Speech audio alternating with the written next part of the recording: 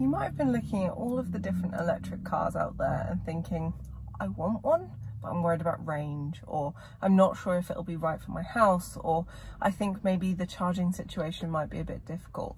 I totally understand this, and I was in a good position to be able to get an electric car and test it out and things before I took the leap and purchased one.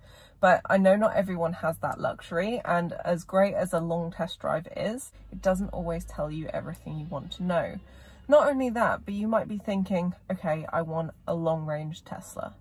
But realistically, maybe they're quite expensive. Maybe you don't need that. Maybe you could get away with a Renault Zoe or a high-end Icona, like what I'm in right now. But you'll never know unless you get to live with one. Now, we live in exciting times, and subscription everything is a thing, and getting a car on a subscription actually makes a lot of sense when you're looking to make the switch to electric. Now, if you could have a car on a subscription that you could have for a month or two, you'd be able to see whether that car is right for you, or even if electric is right for you. For those uncertain about buying an electric car for whatever reason, technology, range, battery degradation, whatever it might be, you still have options. Leasing you probably already know a little bit about, but there's another option, a car subscription, which is kind of like a longer term car rental. Let's start by looking at the pros and cons of each before we get into the differences in cost. So the pros of leasing are that you don't have to feel stuck with the car as you don't own it. It's a reasonably flexible option with terms of 12 or 24 months usually, and the cost is often comparable or lower than buying a car. You'll also get a new car that's covered under warranty, so any things that go wrong within those first kind of couple of years of owning it will all be covered, and you don't have to worry about depreciation either. And then at the end of your lease term, you don't have the hassle of selling or trading the car. Cons, however, are that you're responsible for repairing any damage, as well as paying for insurance, and in the case of EVs, charging, or with an ICE car, fuel. You'll often find restrictive terms and extra charges, so if you go over the mileage, things like maintenance, so always check terms and conditions. You get a limited amount of miles per month, usually this is around 1,000, but again check the terms. And then because you don't own the car, you get nothing at the end of the agreement, and you do have to pay an upfront deposit. Leasing is great if you don't want the hassle of ownership, but you're often roped into a 12 or 24 month contract. This is reasonably flexible compared to buying, but really not great if you want to just check and see if an EV is right for you over a few months. So I have a bit of experience subscribing to a car through Onto. So this is kind of based on their model, so other car subscriptions might vary, so do your research. So the pros of a subscription are that they're very flexible. So with Onto, the minimum is just 1 month. So you could change your car up every month if you wanted to, but it means that you can use a car for as long as you need to without being locked into a contract. You also get charging included with certain providers, and you get things like maintenance and insurance included too. Just like leasing, you'll also get a new car that's covered under warranty, and there's no hassle of selling or trading the car when you want to get rid of it or change it up. One pro over leasing is that you often get a higher spec vehicle, especially when compared to buying, unless you want to shell out extra money. So bear this in mind, if you want a high spec electric car, then a subscription might be the way to go.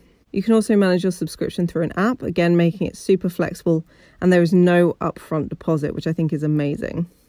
There are a number of cons though, so there are extra charges for pickup and delivery.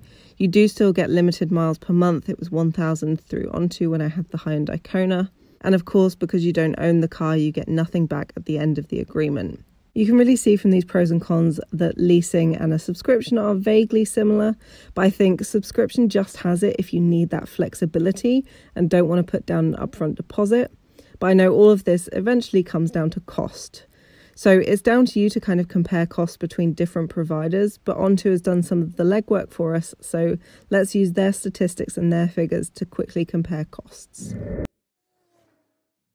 Renault Zoe ZE50 GT line, which is the same as what I have, is £399 per month through Onto, or has a base lease price on a 24-month contract of £397. But it's the little things that start to add up on a lease though. So first off, there's your deposit.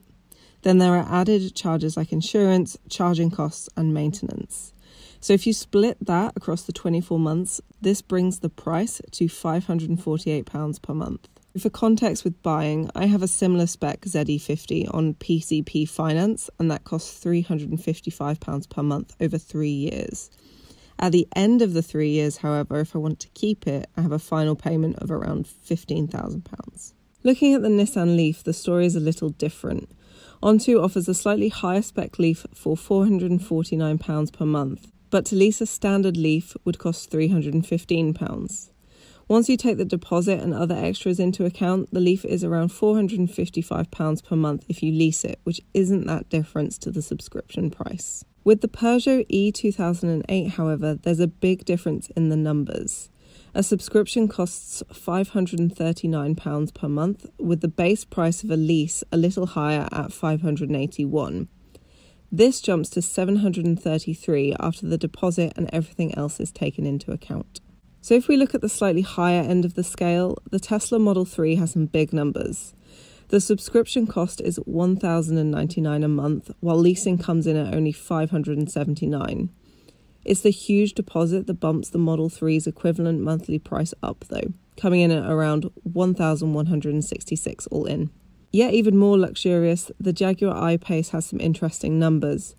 The high-spec Onto model costs £1,299 per month, while the standard I-Pace has a base lease price of £1,094. Again, there's a big deposit on this high-end vehicle, which helps bump up the equivalent monthly cost for a lease up to £1,348. So with all this in mind, should you get a lease or a subscription?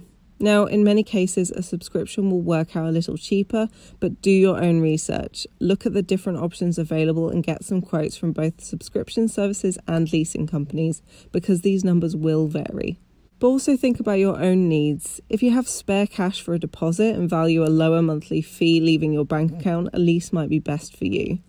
But if you want the flexibility to try different EVs without being tied into any kind of contract, a subscription is absolutely the way. If you'd like to find out more about how I got on with the high-end Icona on subscription and the EVs I'd recommend for the EV curious, take a look at this playlist I made just for you.